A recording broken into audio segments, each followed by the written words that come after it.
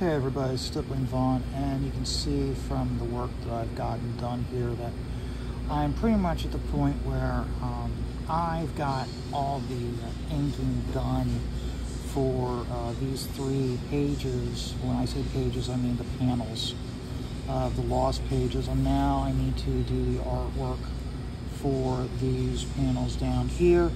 I'm working on them, but I don't have them done yet. So to give you guys something to watch while I talk, I'm going back to one of my pages for SCAT investigators.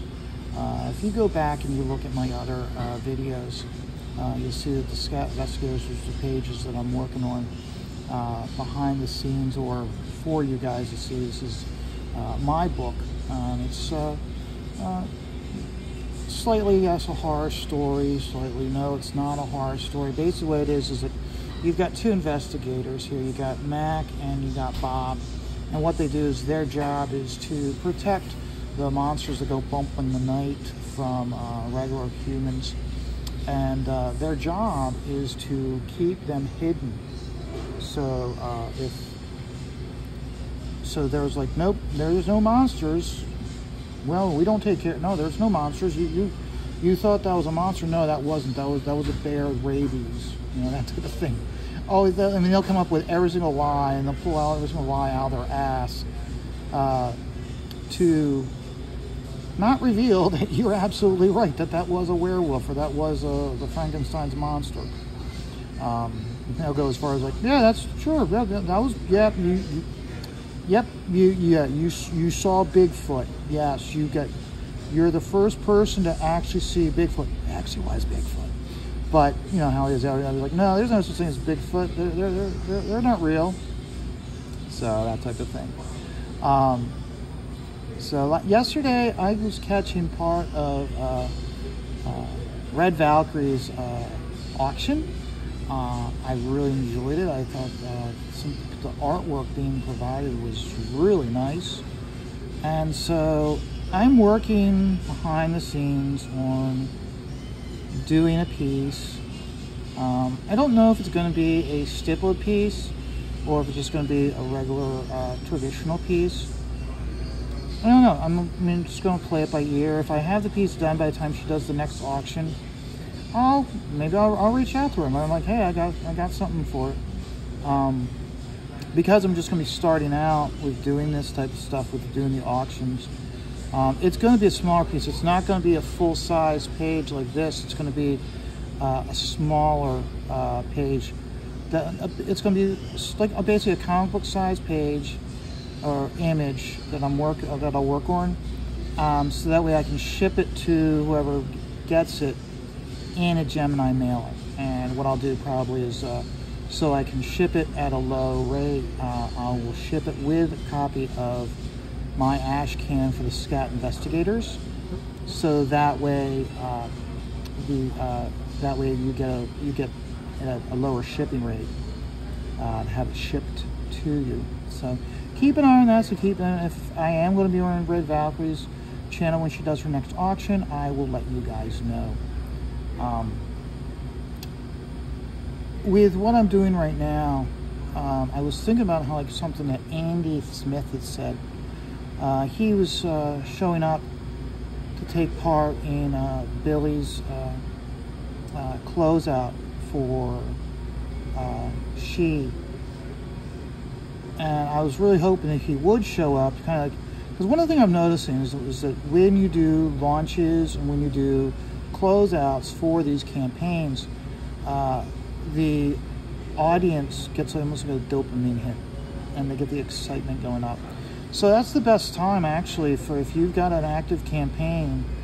You really want to make certain you're getting on as many launch streams and closeout streams as possible, so that way people have now backed, they're excited, and oh, you've got a campaign too also, or they knew that you had a campaign, but they were on the fence. They've got that dopamine hit of backing another book, and they're now like, you know what, I'm going to back that too, and next thing you know, they get a hit. So I would definitely say, I was very happy to see, and Andy did get traffic, and he did get some some new backers from being on the stream with Billy. I'm glad he did. I'm glad he did. Andy revealed something that I was not aware of, but here Andy is not using the only thing he uses a ruler for is for the outside panel lines. Inside the panel he's not doing it. So for anything, even when he's doing a sword, he's freehanding it, which I found really surprising and was really impressed with. That's one thing I do is I rarely ever. I mean, I'll draw it out and I'll use line. I'll use a ruler to draw it to create the line. But when I go to stipple it, an example is when you get done watching this, if you look at the videos at the end of March, beginning of April, specifically the one, the 2nd of April, you'll see I'm working on Mac. It's an image of Mac. He's passed out in the chair. Don't focus on what I'm working on because I'm actually doing Mac at that time. But look at the beams in the ceiling above Mac's head. Look at the wall of the slats of the wall coming down. You'll see that what I've done is that even when I drew that line, the stippling of doing those lines, of doing those dots to create that line is all freehand. So everything I do is completely freehand. I don't use any type of rulers when I'm inking the way most people do. It's one of the things I feel it gives me such a unique look with what I'm doing. I have that free, it gives it that much more organic look and feel to it. So, because we really take a look at it, I mean, even if you were to take a photograph, okay, so take a photograph that you have on Facebook, put in your filter so it's now black and white, print that out, okay, and now I want you to take a ruler and run and like the lines, the building lines of the car, whatever it is, okay, you'll see that it's not really a full straight line, but there's deviation of that line, of that form. Because visually in real life, even though they are straight, visually to us, they are not straight. We perceive it to be straight, but really in actuality, how we see it, it's from the dust particles in the air, it's not actually a straight line. So, another thing also about I want to discuss today is one of the important things for any comic book fan is, especially today's day and age, you really want to, if these creators are out on YouTube and they're doing that to entertain us and whatnot, when you see them at a show and you talk about that stuff, you will have a much more enjoyable experience than, say, the creator that you just walk up and go, I really like this issue of Spider-Man 23 because he did this. And they don't want to hear that. Okay, they get that in and out. You're not making them. You're just another face to them. Okay. Because I was talking to Andy and Dennis at the Garden State Comic Fest before I had them sign any books. When I did have Andy sign some books, he was going through and he was signing the stuff. And first of all, I had him sign some CG stuff. I had him sign like the Graveyard Shift Visions. Andy hadn't even seen his work in print yet with that, so he was excited. He was like, oh wow, he goes, I haven't seen this yet. My apologies. He goes, I haven't even seen this in print yet. This is the first time, so he was excited to see that. I told him he was the first person to sign that book, and he was also the first person to sign my CG Vacation. Now, CG Vacation, that was put out by the Diaz brothers. When that page I first started showing you guys, that's their the fan art competition for their book, The Lost Pages. I'll make sure I have their link for their campaign in the description of this video. But he was just like, I was like, wow, I haven't seen this. And I think he said, he goes, I haven't seen this one, or I was the first to have him sign. I'm not certain which it was. So it was really neat having him sign those specific books, because those are CG books. And so it like really enforces to him, and it's like, hey, I really do believe in what you guys are doing. And the reason why is because when you think about it, Andy signs almost all the stuff that he sends out. He signed all his First Man stuff, so I didn't have anything First Man for him to sign because he'd already signed them. I don't know if he had a stretch goal or was a built-in stretch goal. I forget what it was. But you think about it, it's one of those where it's like, if I just had him signing First Man, and I was like, oh yeah, I really liked what you did, Again, it's one of those where it's like, he's like, thanks a lot, but I'm not making an impression on him. When I had him sign Green Lantern Annual, and it was the Eclipse. The Eclipse, remember how in DC used to have their annuals, and they all had a crossover event that summer? And he did the Green Lantern Annual with a Star Sapphire, where he's fighting the Star Sapphire, and one of them gets taken over by the Black Diamond, Eclipso Black Diamond. So I had him sign it. He goes to sign it, and he goes, you see this? This is an issue that Dennis doesn't have signed. Here, what it was is that Dennis had gotten so pissed off at DC a number of years ago, maybe like a decade ago or two, he got rid of all of his DC comics. And here what it was that he knew he had a buddy who had got Marvel had pissed him the hell off. So the two of them swapped collections. So he got all of his Marvel books, and the other guy got all of Dennis's DC books. This was before Dennis knew Andy. So, and it's just so funny how they play it up now. So, which is always very good to have. You get that interaction. It makes the experience memorable for them, memorable for you. Okay, and when I say memorable, I mean they may not remember you per se, but they may it made the interaction much more enjoyable and much more personable with them. Okay. Now, one thing I'm doing here, if you can see, is I'm doing pretty much all this stippling. I'm doing it with primarily the front end of the nib, okay?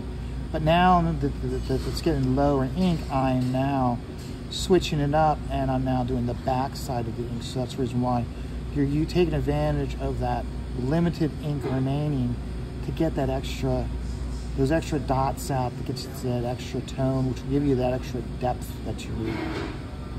So, but no, Dennis, I think, has made the con experience for Andy much more enjoyable. On top of everything, the interaction has gone up with the two of them, with the fans.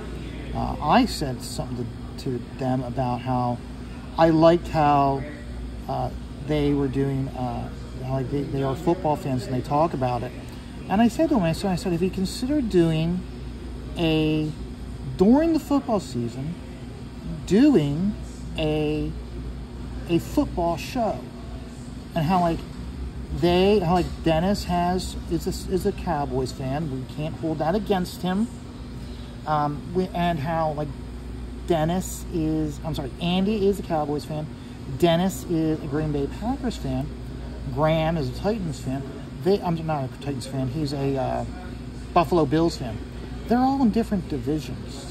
So, and then of course you have Joe Sontag. Joe Sontag is a Bears fan.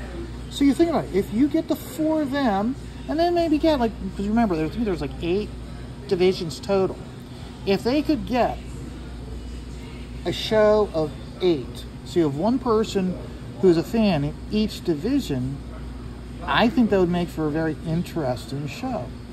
And I said to them something to it, and they're like, and they're like, how lots of times the viewership and the interest drops off when we start talking football. And I disagree with them. Okay, for starters, it's one of those everybody loves football. And it's a means to broaden out to a new audience.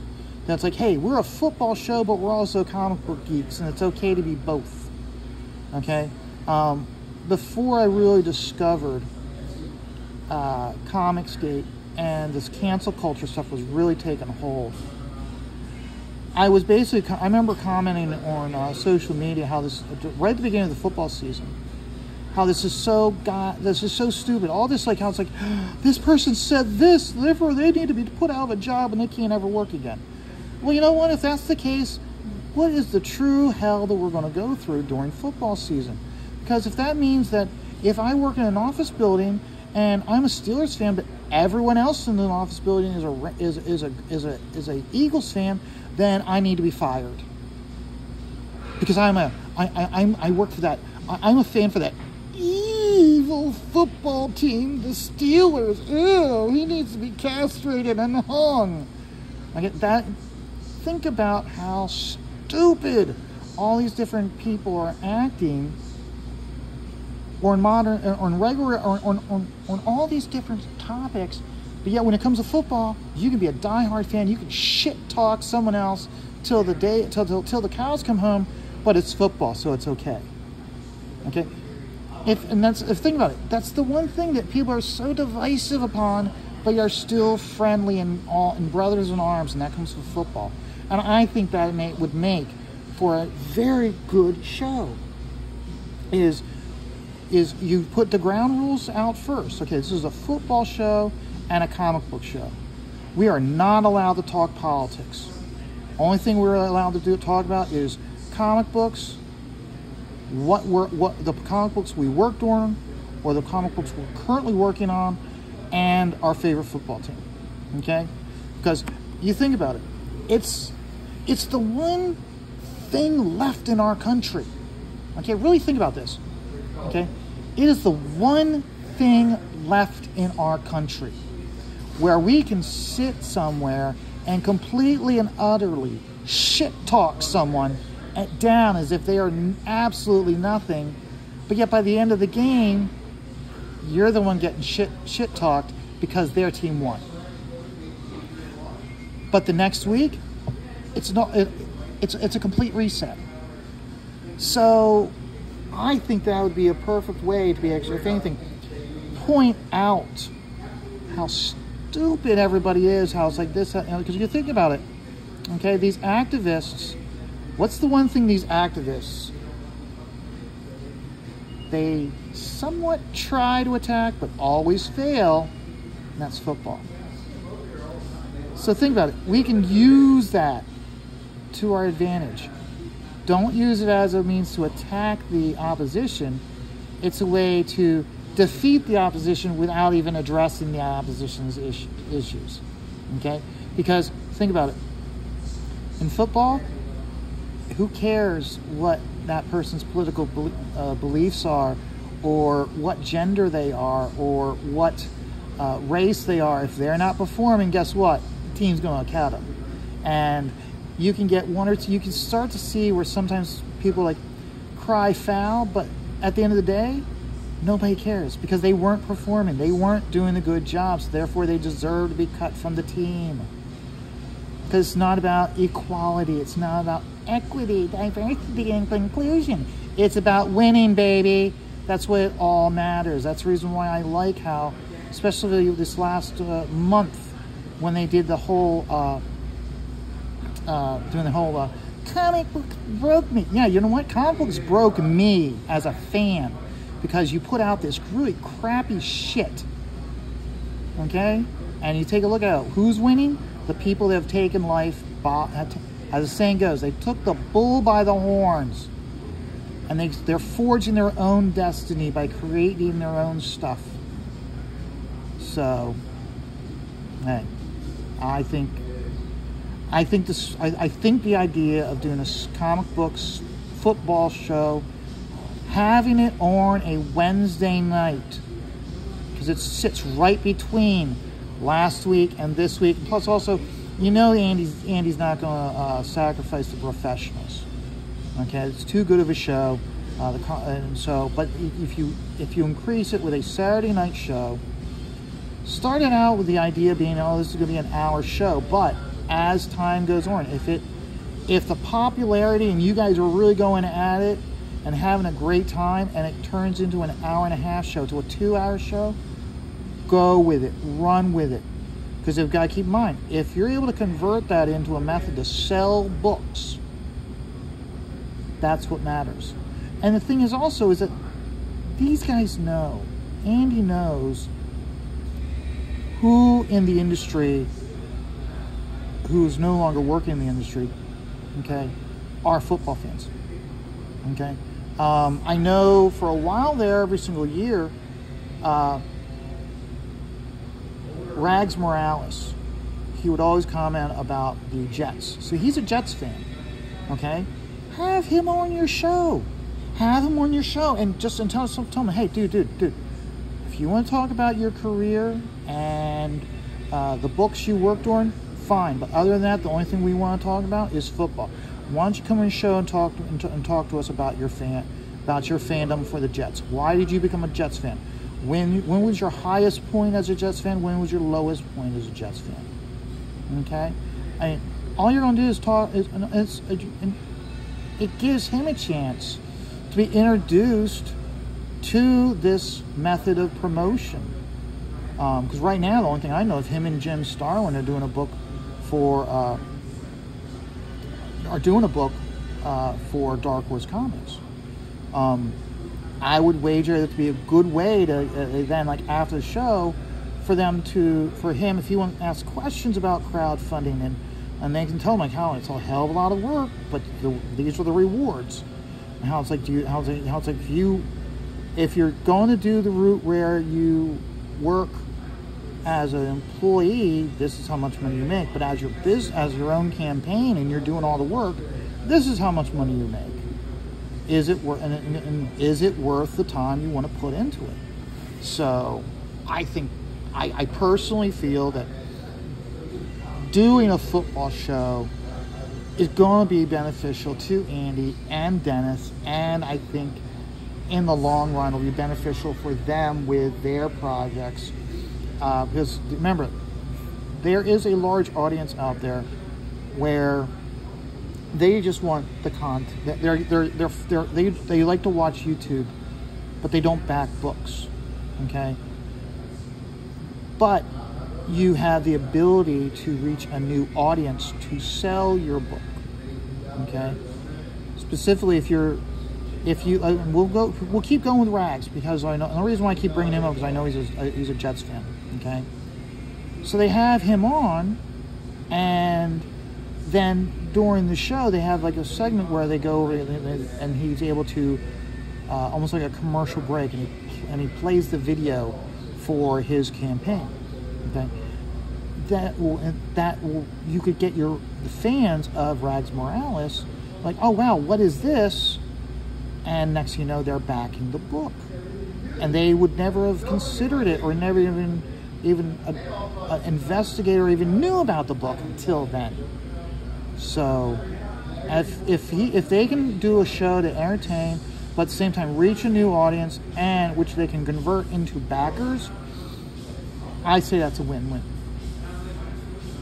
So, okay guys, I'm going to keep working on this. I think today's